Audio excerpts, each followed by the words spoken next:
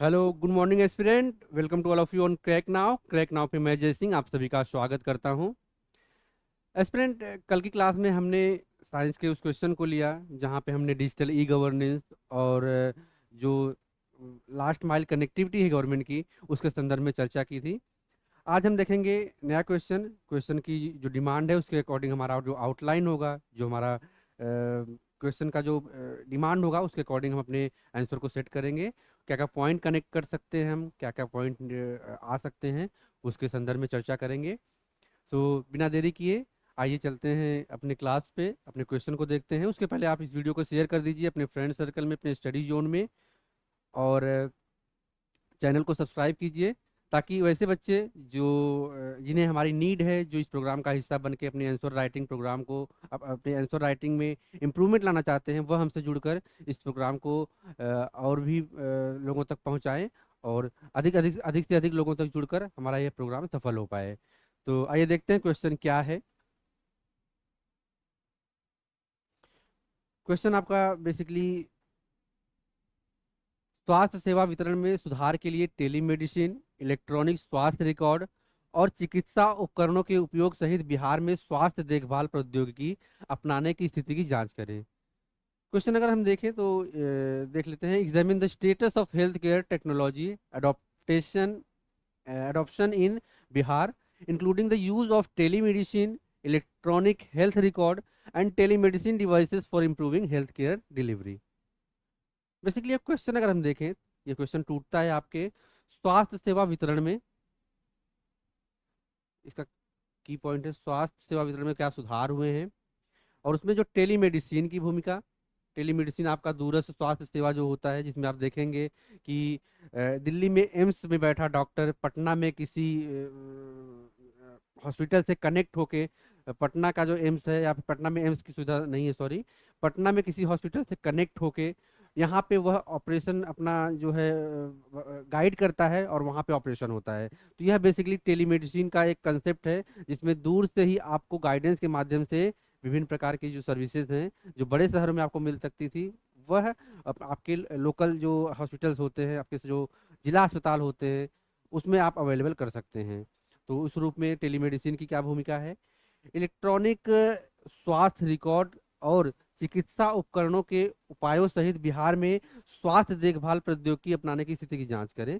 तो किस प्रकार से डेवलपमेंट हो रहा है, क्या चुनौतियां हैं, क्योंकि बेसिक चीज ये है कि जब कोई क्षेत्र अभी विकासशील अवस्था में है, विकासशील फेज में है, तो वहां पे जाहिर सी बात है कि चुनौतियां आएंगी। लेकिन इसकी लाभ क्या क्या है, बेनिफिट क्या क्या है, उसको कंपाइल करके हम देखते हैं और चुनौतियों को भी देखते हैं कि किस प्रकार से उस चुनौतियों को टैकल किया जा रहा है इस क्वेश्चन के संदर्भ में। तो अगर टेलीमेडिसिन की बात करें तो बिहार में टेलीमेडिसिन का चलन बढ़ा है। आप देखेंगे कि जो नई तकनीकियां अपनाने में जो राज्य है वह काफ़ी अग्रणी हुआ है, और विभिन्न प्रकार के जो तकनीक हैं उसको अपने अंदर अडॉप्ट करने का प्रयास कर रहा है। तो इस प्रकार से जो ग्रामीण क्षेत्र हैं खास करके, वह भी इस टेलीमेडिसिन के बेनिफिट से अछूते नहीं रहे हैं, वह भी इसकी प्रक्रिया में इससे लाभान्वित हो रहे हैं। तो मरीजों के साथ, जैसे मैंने कहा कि परामर्श वही आपका एम्स में बैठा डॉक्टर आपको सजेस्ट करता है टेलीमेडिसिन के माध्यम से, टेली वीडियो कॉन्फ्रेंसिंग के माध्यम से, कि ऑपरेशन प्रक्रिया क्या क्या होनी चाहिए। तो यह एक जो स्पेशलिटी है किसी एक डॉक्टर की, उसके स्पेशलिटी को यूटिलाइज कर पाना इस टेलीमेडिसिन के माध्यम से संभव हो पाया है। इसमें उपचार प्रदान करना, उनसे सजेशन लेना, परामर्श लेना, और इसके लिए जो प्रयास किए जा रहे हैं, विभिन्न जो इंफ्रास्ट्रक्चर हैं उसको डेवलप किया जा रहा है, जिसमें आप वीडियो परामर्श, चैट और कॉल के माध्यम से सेवा प्रदाता हैं, जो सर्विस प्रोवाइडर हैं, उनसे जुड़ा जाता है। यहाँ पे सर्विस प्रोवाइडर जो डॉक्टर्स होते हैं उनसे बेसिकली जुड़ाव की बात होती है। तो उनसे जोड़कर जो सर्विसेज आप दूरस्थ किसी शहर में आकर लेते, वह आपको अपने लोकल ज़िले में मिल जाती है। तो यह इस रूप में काफ़ी बेनिफिशियल है टेलीमेडिसिन का जो क्षेत्र है। चुनौतियां इसमें वही है कि सीमित कनेक्टिविटी है, इंफ्रास्ट्रक्चर उस रूप में डेवलप नहीं है, इंटरनेट प्रॉब्लम है, इंफ्रास्ट्रक्चर में वीडियो कॉन्फ्रेंसिंग के माध्यम से जो टूल इस्तेमाल होने चाहिए उसका अभाव है। रेगुलेशन जो है, इसके लिए कोई इस तरह का रेगुलेशन नहीं है जहाँ पर विभिन्न प्रकार की जो टेलीमेडिसिन प्रैक्टिसेस होती हैं, डेटा जो गोपनीयता है उसको किस प्रकार से संचित करना है, इसका अभाव है। और सुरक्षा से संबंधित जो नियमित तंत्र है उसके संदर्भ में जो है बेसिक जो दिशा निर्देश है उसका अभाव है। तो इसमें स्पष्टता लाने की आवश्यकता है, स्पष्टता लाने की आवश्यकता है। अगर हम इलेक्ट्रॉनिक स्वास्थ्य रिकॉर्ड को देखें, जिसमें आपका इलेक्ट्रॉनिक हेल्थ रिकॉर्ड होता है, इलेक्ट्रॉनिक हेल्थ रिकॉर्ड जिसे हम EHR कहते हैं। बेसिकली एक मरीज जो होता है वह किस उसके जो स्टेज है, विभिन्न प्रकार के जब आप मेडिसिन उसको ट्रीटमेंट देते हैं, तो जो भी उसका रिकॉर्ड है कि कितने दिन तक दवा चलेगी और फिर कौन कौन से दवा प्रोवाइड किए गए, क्या क्या प्रक्रिया इसमें शामिल हुई, उस सारे चीज़ों का जो डिजिटल एक रिकॉर्ड होता है, हेल्थ रिकॉर्ड होता है, वह आपका इलेक्ट्रॉनिक जो हेल्थ रिकॉर्ड है उसमें शामिल होता है। इसमें जो बेसिकली आपको लाभ मिलते हैं वह बेसिकली इस रूप में होते हैं कि बिहार में इलेक्ट्रॉनिक स्वास्थ्य रिकॉर्ड का अपनाना जो एक चलन है वह धीरे धीरे बढ़ रहा है। और जो बेसिक जो कुछ स्वास्थ्य कागज पर स्वास्थ्य संबंधी जो सुविधाएं कागज पर प्रस्तुत होती थी, उनको इलेक्ट्रॉनिकली रूप से एक डेटा में, एक डाटाबेस में संचित किया जा रहा है। तो इसमें जो आपको जो बेनिफिट होता है बेसिकली इसी रूप में होता है कि जो रोगी है उसका डिजिटल स्वास्थ्य रिकॉर्ड बनाना, और उससे जो डेटा प्रबंधन है और उसके जो ट्रीटमेंट है उसमें प्रबंधन और पहुंच को सुनिश्चित करना, यह इसकी भूमिका होती है। इसमें अगर हम देखें तो EHR सिस्टम स्वास्थ्य सेवा प्रदाताओं के बीच रोगी की जानकारी के भंडारण, पुनर्प्राप्ति और साझा करने वाली जो सुविधा प्रदान करता है, जिससे जो देखभाल समन्वय है, जो कोऑर्डिनेशन है, वह डेवलप होता है। तो इस रूप में आप इसे देख सकते हैं। चुनौतियां, मेन चीज देखिए, चुनौतियां आप इसमें इस रूप में जोड़ सकते हैं कि वही इंफ्रास्ट्रक्चर डेवलपमेंट की जो चुनौती है उससे संबंधित चुनौतियां आएंगी। इंटर ऑपरेबिलिटी की भी समस्या आती है कि कोऑर्डिनेशन के रूप में कहीं कहीं पे चीज़ें उस रूप में अवेलेबल नहीं होती, तो इंटर ऑपरेबिलिटी की समस्याएं आती हैं।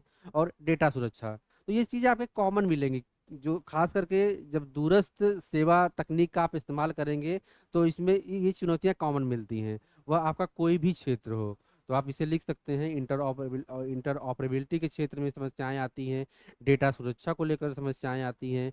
और इसके अलावा जो इंफ्रास्ट्रक्चर डेवलपमेंट है, लैक ऑफ इंफ्रास्ट्रक्चर है, कनेक्टिविटी को लेके, विभिन्न आधुनिक टूल को लेकर इसमें समस्याएं उत्पन्न होती हैं। चिकित्सा उपकरण के संदर्भ में बात की जाए तो जो टूल्स हैं आपके, कि नए नए टूल्स आप देखेंगे कि किस प्रकार से जो रोग हैं उस रोग के निदान के लिए, रोग के निस्तारण के लिए विभिन्न प्रकार की मशीनें हैं, उस मशीनों को अवेलेबल कराया जाता है सरकारी फंड के माध्यम से।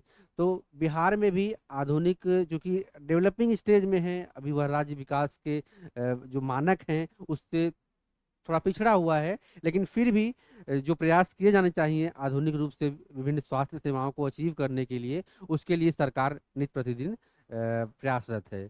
तो इसके संदर्भ में आप देखेंगे तो जो इसकी जो नैदानिक सटीकता है इस रूप में कि उपचार प्रभावकारिता और रोगी की निगरानी को बढ़ाने के लिए नैदानिक उपकरण और इमेजिंग सिस्टम और पॉइंट ऑफ केयर संबंधी जो कंसेप्ट हैं उसको डेवलप किए जा रहे हैं, और आधुनिक मशीनों को वहाँ पे मंगाया जा रहा है। तो ये इसके बेनिफिट हैं। समस्याएं वही है कि पहुंच तक, कनेक्टिविटी जो है उस रूप में अभी उस स्तर को अचीव नहीं कर पाई है, तो पहुंच की समस्या है, कनेक्टिविटी की समस्या है, रख रखाव संबंधी जो होते हैं, क्योंकि मशीन जो होते हैं वो काफ़ी कॉस्टली होते हैं, उनके रख रखाव के लिए जो ट्रेनिंग होता है बेसिकली, और विभिन्न प्रकार के जो ऑपरेटिंग टूल होते हैं उनके रखरखाव के लिए जो ट्रेनिंग की जरूरत पड़ती है उसका अभाव है अभी। तो इस रूप में समस्याएं हैं, चुनौतियां हैं। और इसके अलावा जो नियामक अनुपालन है, जैसे कुछ रूल्स एंड रेगुलेशन जो है वह स्पष्ट होने चाहिए। तो यह इसकी बेसिकली हमने चुनौतियों को देखा। भविष्य में अगर हम देखें तो एक इसका एक वे फॉरवर्ड क्या होना चाहिए, इसके संदर्भ में भी आप अपने आंसर की डिजाइनिंग कर सकते हैं। जिसमें अगर आप देखेंगे तो बुनियादी ढांचे में निवेश, जिसमें पीपी आप पब्लिक प्राइवेट पार्टनरशिप के माध्यम से, सरकारी तंत्र के माध्यम से, जो विभिन्न एनजीओज हैं और जो एकेडमिक इंस्टीट्यूशन हैं, खास करके मेडिसिन क्षेत्र की, मेडिकल क्षेत्र की, उनसे कोलैबोरेशन करके और उनके द्वारा जो अचीव की गई स्पेशलिटी है उसको ग्रामीण क्षेत्रों और धरातल स्तर पर यूज करके इसकी भूमिका को बढ़ाया जा सकता है। और इसमें निवेश करने की जो संभावना है उसको आप सरकारी माध्यम से और विभिन्न तंत्रों के माध्यम से इसमें जो बुनियादी निवेश है उसको करने की आवश्यकता है।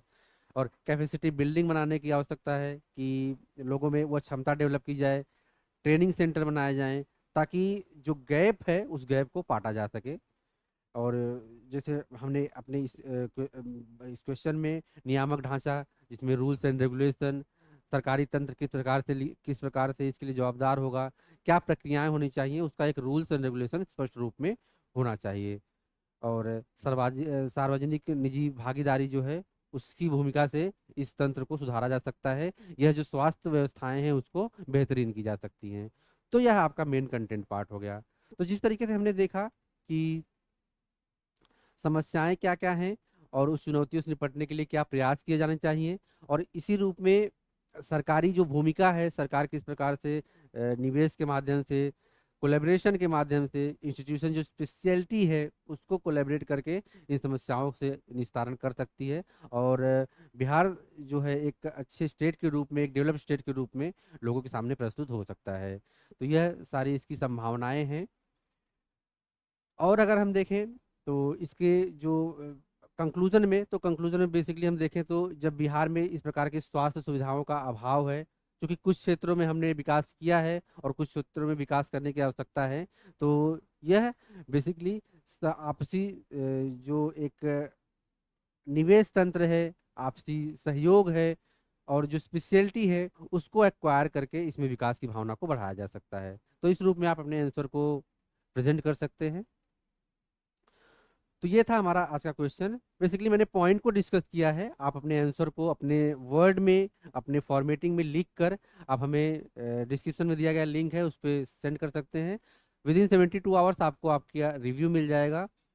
और इस वीडियो को अपने फ्रेंड सर्कल स्टडी जोन में शेयर कीजिए, ताकि बच्चों को जो हमारे साथ प्रैक्टिस करना चाहते हैं, जो आंसर राइटिंग करना चाहते हैं, वह अपना एक लेवल चेक कर पाएँ हमारे साथ मिलके। तो मिलते हैं नेक्स्ट क्लास में नए क्वेश्चन के साथ, तब तक पढ़ते रहिए, व्यस्त रहिए। Thank you so much.